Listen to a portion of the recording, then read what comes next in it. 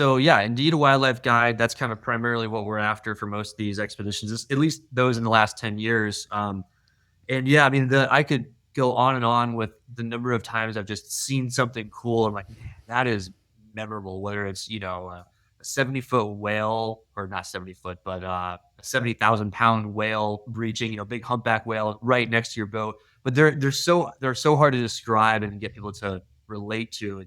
There a lot of you had to be there moments, or times when you get right next to big male orangutans, or you're on the Kinabatangan River in Borneo and you see a huge troop of proboscis monkeys. But yeah, kind of you had to be there. But there is one time, again going with primates, where yeah, I got a little bit startled, little bit of an understatement.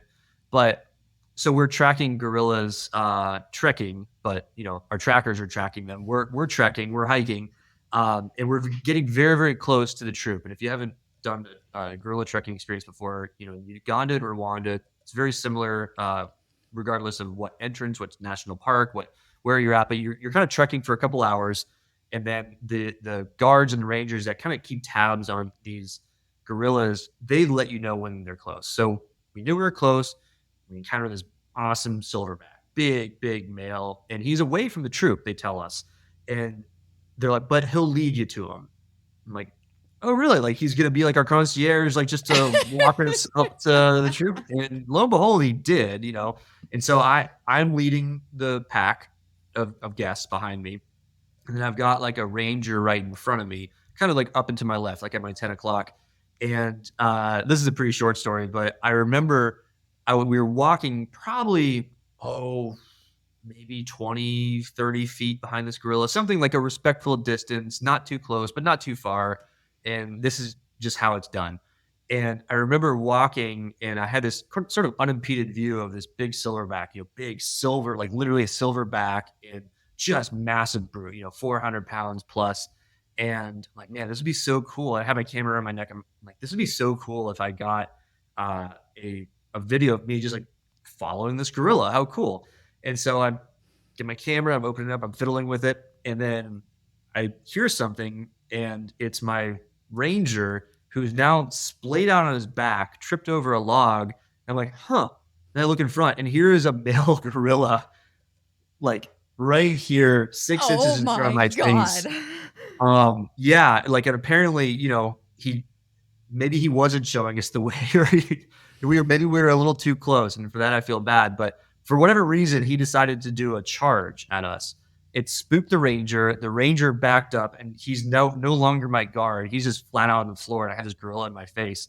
But within that same split moment, he turned around and left as well. So it's like he was in my face, and I kid you not, before my brain fired off neurons to process it and react, he was already moving away from us.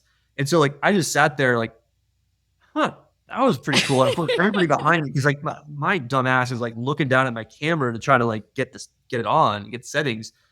And so I just awakened to the surprise of the gorilla. Everybody else is shocked, like, oh my God, like how are you still standing there?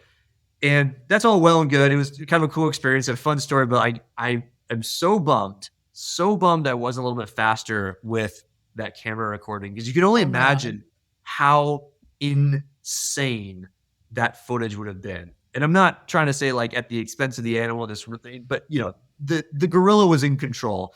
But it would have been a really interesting video of me walking and having this gorilla just be right up in my face. I didn't even see it, didn't record it. Anyway, so that was a pretty wild one. Of course, I love watching gorillas. I mean, they're so extraordinary, and apparently, these bluff charges are not uncommon. They're extremely habituated animals, and this is just kind of, it's actually not so much of a, hey, don't get so close or don't follow me, as much as a, hey, don't forget who's boss. And so he showed me who's boss. I knew it from the get-go, he was boss, but it underlined the point. Oh my gosh, yeah, I'd shat my pants. When a creature 4 times my size, I've been mock charged by elephants, and on multiple continents now. Rhinos, and they never actually show full aggression, but that alone in a vehicle, I can only imagine being on foot. With a silverback in his prime. He was the leader of that troop. Like, Oh yeah. wow. The fact, I mean, it's probably a good thing you didn't see it coming because you might have either fell down or lost lost your Oh bowels yeah. too. Who Because knows? Who knows? Maybe that was the best scenario because maybe right, yeah, seriously. Yeah, because if the ranger tripped and fell backwards, like, geez, that must have been quite a show of force. mm.